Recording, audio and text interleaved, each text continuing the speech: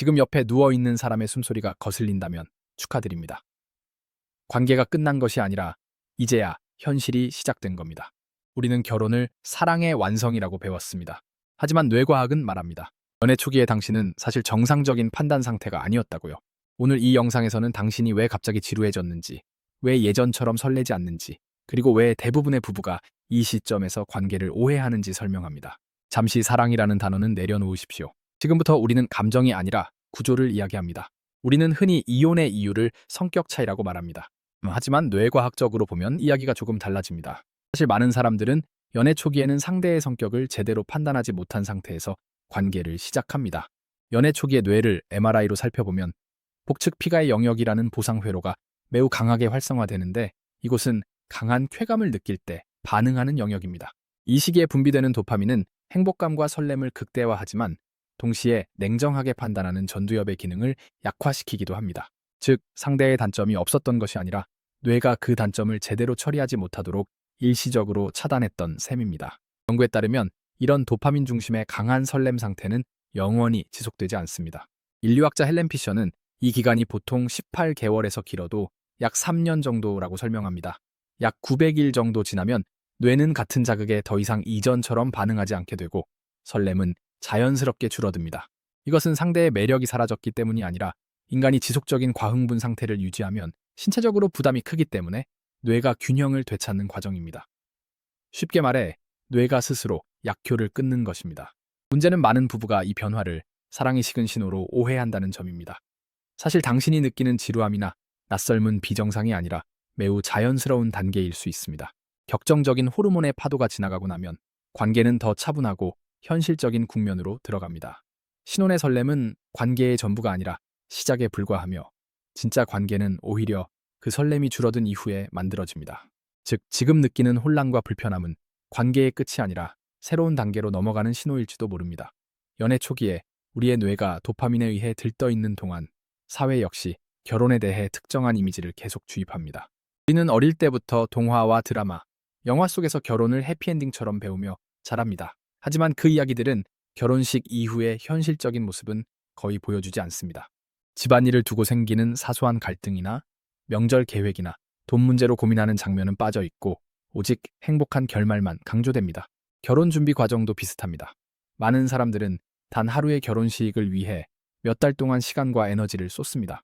드레스, 장소, 음식, 연출 같은 것에는 수십 시간을 들이면서도 앞으로 긴 결혼 생활에서 어떻게 갈등을 해결할지, 돈을 어떻게 관리할지, 서로의 생활 방식과 가치관을 어떻게 맞춰갈지에 대해서는 깊이 있는 대화를 거의 하지 않는 경우가 많습니다. 이 모습은 마치 마라톤을 뛰어야 하는 사람에게 달리는 연습은 시키지 않고 출발선에서 입을 옷만 고르게 하는 것과 같습니다. 실제로 달리기 시작하면 힘든 것은 당연합니다. 준비가 부족했기 때문입니다. 결혼은 낭만적인 끝이 아니라 서로 다른 두 사람이 함께 살아가기 위해 맺는 매우 복잡한 협력 관계입니다. 역할 분담, 재정 관리, 위기 대응 같은 중요한 문제들을 충분히 이해하지 않은 채 시작하면 혼란을 느끼기 쉽습니다. 그래서 지금 겪는 어려움이 꼭 상대를 잘못 선택해서 생긴 것이 아니라 결혼이라는 관계의 본질을 제대로 배우지 못했기 때문일 수도 있습니다. 여기서 더 놀라운 사실이 하나 있습니다.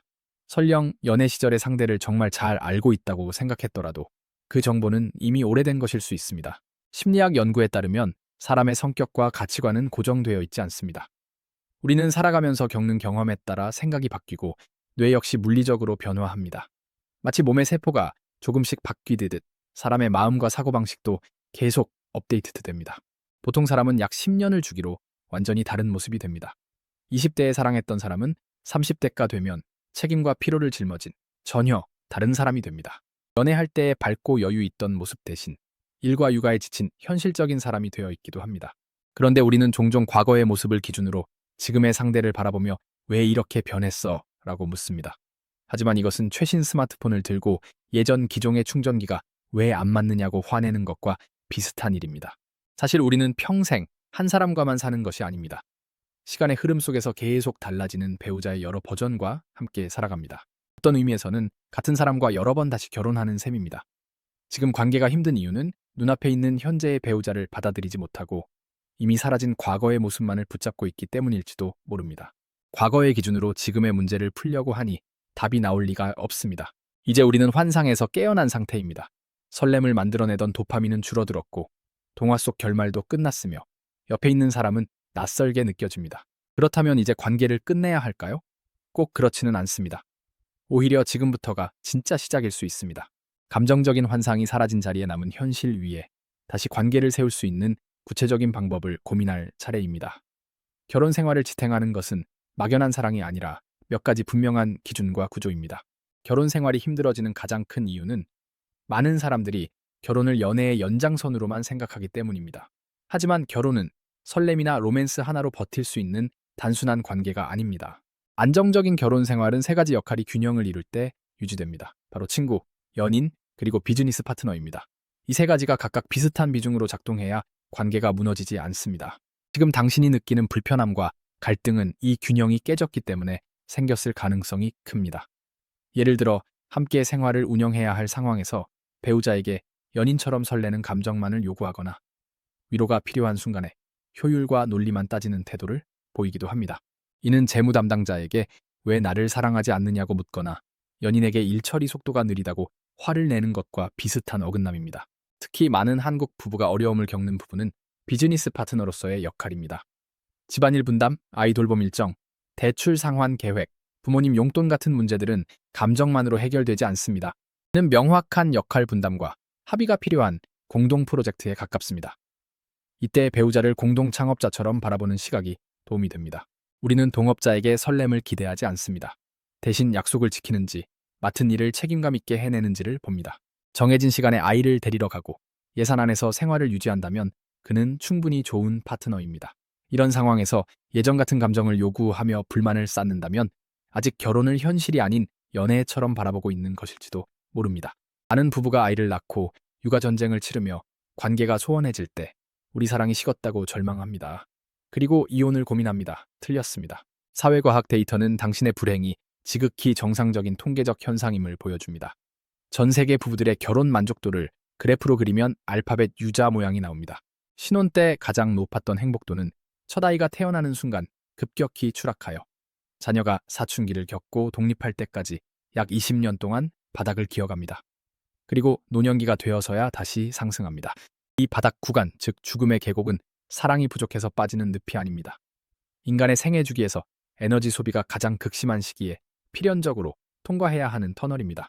수면은 부족하고 통장 잔고는 위태롭고 커리어는 불안합니다. 이때 필요한 것은 로맨틱한 촛불 저녁 식사가 아니라 등 뒤를 맡길 수 있는 전우회입니다. 전쟁터 참호 속에서 옆에 있는 병사에게 왜 나에게 달콤한 말을 해주지 않냐고 따지는 군인은 없습니다. 그저 내 몫의 수류탄을 대신 던져주고 내가 잠든 사이에 불침번을 서주는 것만으로도 우리는 그를 평생의 동지로 인정합니다. 지금 당신이 불행한 건 낭만이 없어서가 아닙니다. 전쟁터 한복판에서 피크닉을 기대하고 있기 때문입니다. 지금은 사랑을 속삭일 때가 아니라 생존을 위해 팀워크를 다져야 할 때입니다. 버티십시오. 이 터널은 반드시 끝납니다. 부부관계 연구로 세계적으로 유명한 존 가트맨 박사는 아주 흥미로운 말을 했습니다. 부부가 나누는 대화를 단 15분만 지켜봐도 이 부부가 앞으로 이혼할지 아닐지를 90%가 넘는 정확도로 예측할 수 있다는 것입니다. 더 놀라운 사실은 우리가 흔히 이혼의 원인이라고 생각하는 성격 차이, 돈 문제, 시댁 갈등 같은 것들이 실제로는 핵심 원인이 아니라는 점입니다. 진짜 문제는 무엇으로 싸우느냐가 아니라 어떻게 싸우느냐에 있었습니다. 가트맨 박사는 관계를 망가뜨리는 4가지 위험 신호를 제시했습니다. 비난, 방어, 담쌓기, 그리고 가장 치명적인 경멸입니다. 이 중에서도 경멸은 상대를 무시하고 깔아내리는 태도를 말합니다. 비꼬는 말투, 한심하다는 표정, 말을 들으며 눈을 굴리거나 한숨을 쉬는 행동처럼 겉으로 보기엔 사소해 보이는 반응들이 여기에 해당합니다. 이런 태도들이 반복되면 상대는 정서적으로 큰 상처를 받고 심지어 몸의 면역력까지 떨어질 수 있다는 연구 결과도 있습니다. 차라리 화가 나서 목소리를 높이는 편이 낫습니다. 그것은 아직 관계를 바꾸고 싶고 상대에게 기대가 남아있다는 신호이기 때문입니다. 하지만 말에 냉소적으로 반응하거나 아예 대화를 끊고 상대를 없는 사람처럼 대하기 시작했다면 상황은 훨씬 심각합니다. 그 순간부터는 이미 마음속으로 관계를 포기하고 있는 상태에 가깝습니다. 성격이 안 맞아서 못 살겠다는 말은 결국 핑계일 뿐입니다. 세상에 처음부터 성격이 딱 맞는 부부는 없습니다. 다만 서로 맞춰가는 방법을 배우는 부부와 그렇지 않은 부부가 있을 뿐입니다. 지금 우리는 연애 초반의 도파민 환상에서 벗어나 결혼이라는 관계의 실제 구조를 마주하고 있는 단계에 있습니다. 그리고 그 과정에서 가장 위험한 적인 경멸과 싸우고 있습니다. 이쯤 되면 이런 질문이 떠오를 수 있습니다. 이렇게 지루하고 힘든 과정을 왜 견뎌야 할까? 혼자 사는 게 더 편하지 않을까? 하고 말입니다. 많은 사람들이 외로워서 힘들어서 혹은 누군가 나를 구원해 주길 바라는 마음으로 결혼을 선택합니다. 심리학적 진실을 말씀드리겠습니다. 결혼은 당신을 행복하게 만들어주는 마법의 상자가 아닙니다. 결혼은 그저 거대한 증폭기, 앰프일 뿐입니다. 당신이 혼자 있을 때 우울한 사람이라면 결혼은 그 우울함을 2배, 3배로 증폭시킵니다. 왜냐고요? 혼자일 때는 그 우울을 혼자 견디면 그만이지만 결혼하는 순간 당신의 부정적인 감정을 받아내야 할 관객이 생기기 때문입니다. 당신은 끊임없이 배우자에게 감정 쓰레기를 던지게 되고 상대방이 지쳐서 나가 떨어지면 그 모습에 더 큰 상처를 받습니다. 반대로 혼자서도 꽉 찬 행복을 누릴 수 있는 사람은 결혼하면 그 행복이 폭발적으로 늘어납니다. 수학 공식과 같습니다. 당신이 0이라면 곱하기 1을 해도 결과는 여전히 0입니다. 당신이 마이너스라면 결과는 처참한 마이너스가 됩니다. 스스로 2일 이상의 온전한 존재가 되었을 때만 곱셈의 마법이 일어납니다. 배우자 탓을 멈추십시오. 저 사람이 나를 행복하게 해주지 않는다고 불평하는 건 고장난 라디오를 들고 앰프 성능이 나쁘다고 따지는 꼴입니다. 소리가 나지 않는 건 스피커 탓이 아니라 당신이라는 입력 소스에 음악이 없기 때문입니다. 행복한 기혼자가 되는 유일한 선결 조건은 행복한 독신이 되는 것뿐입니다. 마지막으로 사랑에 대한 정의를 다시 내리겠습니다. 우리는 결혼식장에서 검은 머리가 팥뿌리가 될 때까지 사랑하겠다고 맹세합니다. 노예과학적으로 이 맹세는 새빨간 거짓말입니다. 인간의 감정은 호르몬에 따라 매분 매초 변하는데 어떻게 50년 뒤의 감정을 미리 약속합니까? 그것은 날씨가 평생 맑을 것이라고 장담하는 기상캐스터와 같습니다. 사랑은 명사가 아닙니다. 사랑은 동사입니다. 가슴이 뛰는 느낌이 아니라 가슴이 뛰지 않는데도 불구하고 상대를 위해 커피를 타고 쓰레기를 비우는 행동 그 자체입니다. 설렘은 호르몬이 주지만 관계는 의지가 만듭니다. 그래서 결혼을 한 번의 결정으로 끝난 일처럼 생각하지 않기를 권합니다. 당신은 매일 아침 눈을 뜰 때마다 다시 선택합니다. 오늘도 이 사람을 내 인생의 파트너로 선택할 것인지 아니면 마음속에서 밀어낼 것인지 말입니다. 어제 사랑했다고 해서 오늘도 자동으로 사랑하는 것은 아닙니다. 오늘 다시 선택해야 합니다. 어제 사랑했으니 오늘 사랑하는 게 아닙니다. 어제는 어제고 오늘은 오늘입니다.